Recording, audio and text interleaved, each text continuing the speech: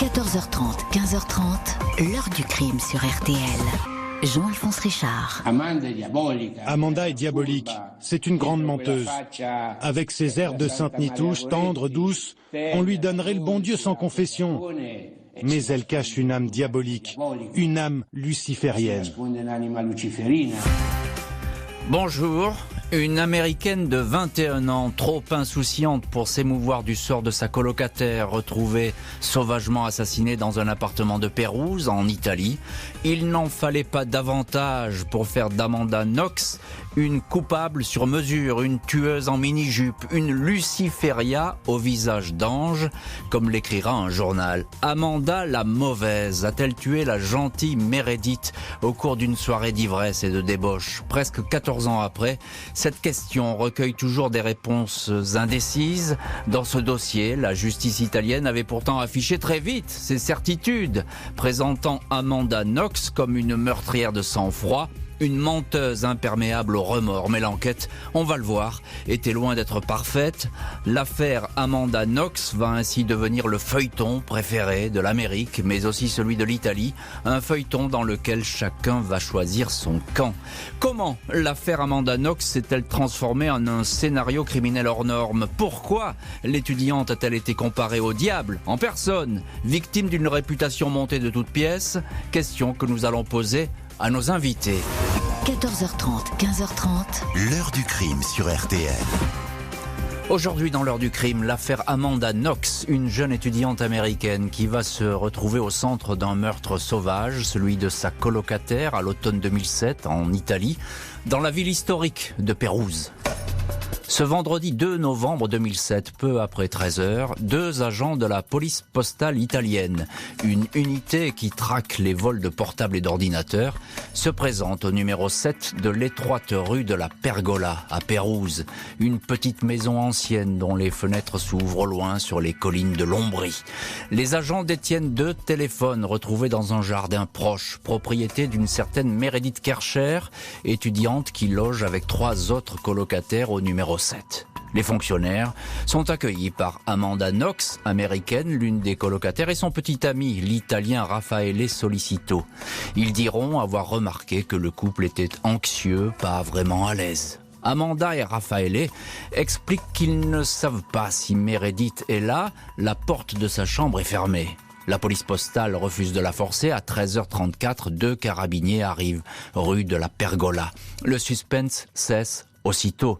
Dans la chambre, ils découvrent le corps dénudé et ensanglanté de Meredith Kercher, 21 ans, étudiante anglaise en programme Erasmus. Il y a beaucoup de sang dans la pièce, un lac de sang, écriront les juges. Elle porte son soutien-gorge, un duvet a été jeté sur le corps. Meredith présente deux profondes blessures au cou. Au total, 12 coups de couteau sont dénombrés, ainsi que 40 coupures et entailles. Meredith a été violée. L'enquête démarre sur des bases hésitantes. Les légistes ne sont pas formels sur la nature de l'arme ou des armes, un grand couteau et un plus petit qui ont servi à l'attaque. Ils ne peuvent pas non plus se prononcer sur l'heure exacte de la mort de Meredith Kercher. Le décès remonterait à la veille au soir, jeudi 1er novembre, jour férié de la Toussaint. Amanda indique qu'elle n'était pas à la maison à cette heure-là. Elle était dans l'appartement de Raffaele et a passé la nuit avec lui.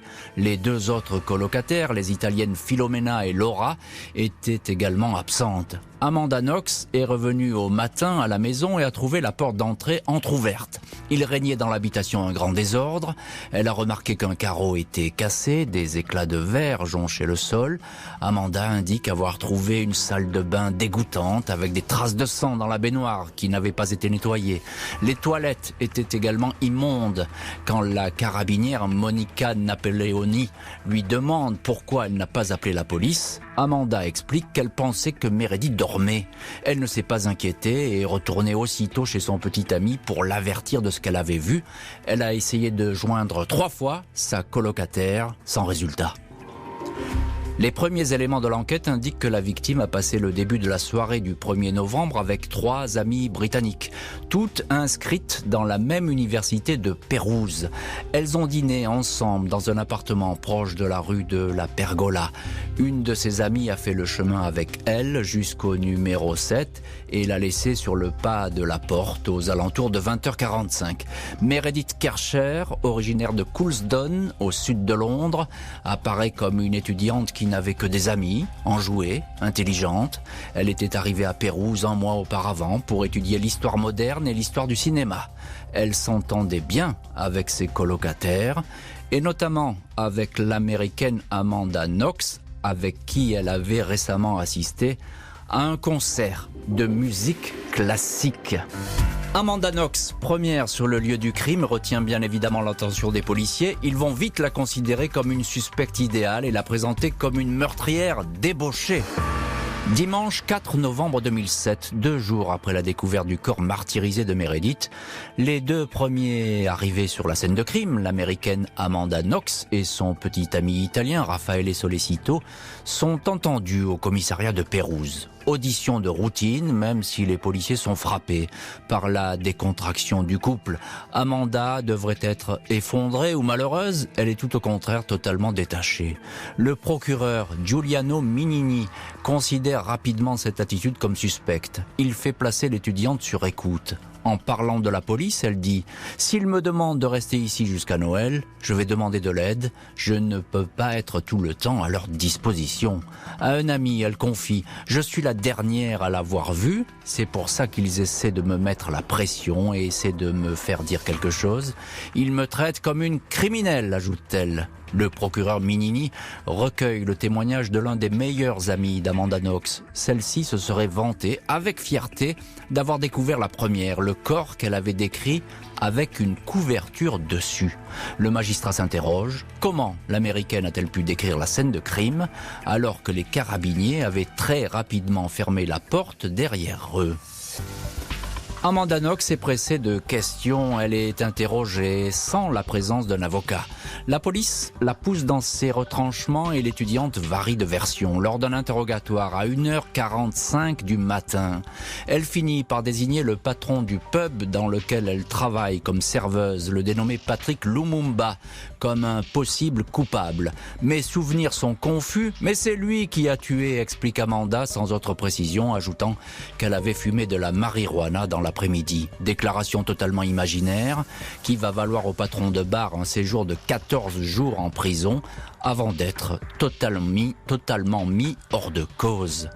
Dans ce même interrogatoire, pressée de questions, elle précise à 5h45 « Ce soir-là, je pense que j'étais dans la cuisine. Je crois avoir entendu Meredith crier. J'ai eu peur et je me suis bouché les oreilles. » Amanda va changer plusieurs fois de version, tout comme le petit ami Raffaele. Lui aussi fait part d'abus de hashish, de marijuana et d'alcool dans la soirée du 1er novembre et de trous de mémoire. « Je ne peux pas me rappeler, dit-il. » Le 6 novembre, 5 jours après le meurtre de Meredith, Amanda Knox et Raffaele Solecito sont placés en état d'arrestation et emprisonnés. La diffusion d'une vidéo va vite enflammer les esprits et donner au meurtre la plus sulfureuse des connotations. Des images de vidéosurveillance datées du lendemain de la découverte du corps montrent Amanda et Raffaele tout sourire, faire du shopping rue Calderini dans une boutique de sous-vêtements. Ils s'embrassent, plaisantent et se tiennent par la taille. Carlos Cotto di Rinaldi, le propriétaire, explique avoir entendu dire Amanda « Ce soir, on va faire ça sauvagement ». La vidéo agite les imaginations. Il n'en faut pas plus au procureur Minini pour imaginer une nuit de débauche, sexe, drogue, alcool, au cours de laquelle Meredith aurait été agressée, violée et tuée. Dans cette histoire, Amanda Knox serait l'instigatrice porteuse de tous les péchés. L'avocat de Raffaele décrit son client, un jeune homme naïf, alors qu'Amanda serait dévergondée et ne compterait plus ses amants. L'affaire Amanda Knox est loin, très loin d'être terminée. L'ADN va entrer en piste et la montrer du doigt, tout comme il va désigner un troisième personnage, un homme qui avait ses entrées au numéro 7 de la rue de la Pergola. 15 novembre 2007, une quinzaine de jours après le meurtre de Meredith Kercher, la police italienne annonce avoir découvert chez Raffaele Sollecito, le petit ami d'Amanda Knox, un couteau de cuisine qui pourrait être l'arme du crime. Les premières analyses ADN déclinent des profils féminins. Sur la lame aurait été trouvé l'ADN de Meredith, la victime. Sur le manche, celui d'Amanda, sa colocataire. Le procureur de Pérouse est alors persuadé de tenir la meurtrière. Interrogée sur ce point, Amanda Knox éclate en sanglots. « Je ne sais pas, dit-elle, je ne comprends pas. » À ses parents qui la visitent en prison, la jeune américaine jure tout ignorer de ce couteau. Il faudra attendre 4 ans pour s'apercevoir que cette expertise ne tient pas. L'ADN de la victime est absent, seul celui d'Amanda est présent en toute petite quantité sur la lame. Dès le début, les avocats du couple avaient affirmé que la lame ne correspondait pas aux blessures et dénoncé des expertises bancales en vain. 20 novembre, un suspect discrètement recherché depuis les premières heures, Rudy Gued, un Ivoirien de 21 ans, fumeur de hache et habitué de la maison de la rue de la Pergola, est arrêté à Wiesbaden en Allemagne, où il s'était enfui. Son ADN est partout sur la scène de crime, notamment une trace de main ensanglantée. Il dit avoir eu une relation sexuelle consentie avec Meredith. Les légistes parlent, eux, de viol. Il dément avoir tué la jeune Anglaise. Il était dans la salle de bain quand elle a été poignardée. Il a pris peur et s'est enfui. Il dit avoir vu un homme dans la chambre qui pourrait être Raffaele. Rudy Gued indique aussi que Amanda était sur place lors du crime. Les avocats du jeune homme choisissent la procédure dite abrégée qui permet un procès rapide.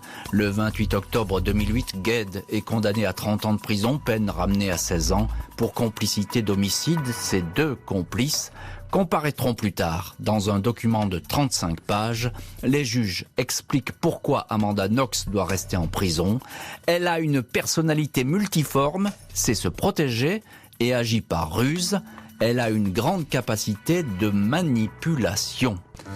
Amanda Knox et son petit ami Raffaele Sollecito sont renvoyés devant une cour d'assises. Ils se disent non coupables. L'accusation, s'appuyant sur un monumental dossier, est bien décidée, elle, à les renvoyer de longues années en prison. 16 janvier 2009, la presse du monde entier, une foule de curieux sont là pour assister au procès des diaboliques de Pérouse, comme on les surnomme. Amanda Knox, visage lisse, polo blanc et cheveux attachés, n'a rien de la sulfureuse passionnariat décrite dans les journaux. Raffaele Sollecito paraît, lui, terne et absent. Son père, un urologue réputé, a dit que les ponts étaient rompus entre son fils et cette étrange américaine. L'accusation s'appuie sur les relevés d'ADN. Celui de Sollecito a été retrouvé sur le soutien-gorge de la victime.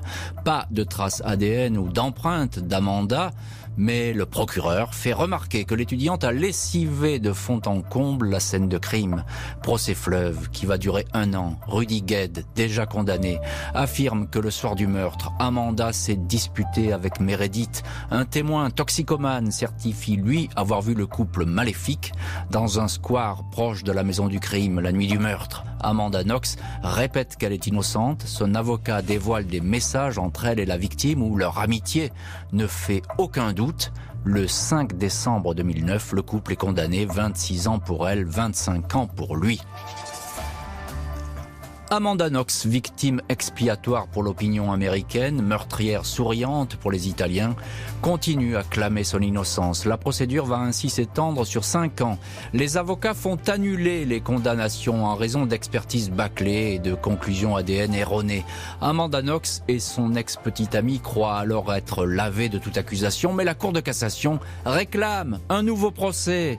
À la veille de celui-ci, Amanda Knox s'exprime sur la chaîne américaine ABC. « Je ne l'ai pas fait, c'est quelque chose d'être assise dans un tribunal, lutter pour votre vie, pendant qu'on vous appelle la diabolique. » Elle se défend de son insensibilité présumée. Face à l'horreur, dit-elle, chaque réaction est différente. À propos de Meredith, elle précise « J'espère qu'elle n'a pas souffert. » 30 janvier 2014, les jurés ne la croient pas. Elle n'est pas revenue des États-Unis pour ce procès et entendre son verdict. Elle écope de 28 ans de prison, 25 pour Sollecito. Amanda Knox continue à évoquer des aveux extorqués, manipulés par les policiers, une procédure viciée. Elle se dit terrassée par cette nouvelle condamnation qui ne reposerait que sur du sable. Nous allons corriger cette erreur, annoncent ses avocats. En 2011, après l'annulation de sa première condamnation, Amanda Knox était repartie aux États-Unis, un pays qui la considère depuis le début comme une innocente injustement accusée. Le 27 mars 2015, un an seulement après la deuxième condamnation, les peines prononcées sont à nouveau annulées. Par la justice italienne, il n'y aura pas de nouveau procès. Pour la justice, Amanda Knox est désormais innocente. Elle et son ex-petite amie n'ont pas tué Meredith Kercher. Mon innocence n'avait pas permis de me sauver lors des procès car la presse avait fabriqué une histoire et les gens adoraient cette histoire. J'étais une dangereuse dévoreuse d'hommes, dit-elle. Elle ajoute, l'enquête a été contaminée par ce climat, tout comme le jury. Il était impossible dans ces conditions d'avoir un procès équitable. Amanda Knox note que lorsque Rudy Gued a été arrêté puis condamné à ADN à l'appui, on a toutefois continué à parler d'elle. C'est moi et moi seul qu'on regardait. Après 8 ans d'enquête et de procès, l'Ivoirien Rudy Gued demeure le seul condamné pour le meurtre de Meredith. Aucun système n'est parfait. Il y a eu beaucoup de confusion et la famille de Meredith a dû vivre avec tout ça, avec les fausses informations. Je suis désolé pour eux, indique Amanda Knox, mais l'assassin est en prison. Propos tenus en 2019 alors qu'elle était invitée en Italie pour un débat intitulé « Quand les médias jugent ». L'heure du crime, présenté par Jean-Alphonse Richard sur RTL.